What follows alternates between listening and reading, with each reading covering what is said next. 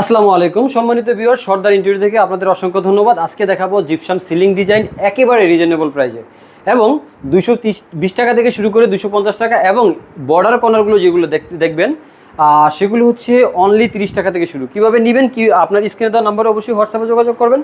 কর্নারগুলো 100 টাকা, বর্ডারগুলো হচ্ছে 30 টাকা, 56 ইঞ্চি ফুল হচ্ছে 2000 টাকা, 32 ইঞ্চি হচ্ছে মাত্র 1000 টাকা। এত কম দামে কিভাবে দিবেন? হ্যাঁ, সেটা জানতে হলে অবশ্যই আমাকে হোয়াটসঅ্যাপে নক দেন স্ক্রিনে দেওয়া নাম্বারে।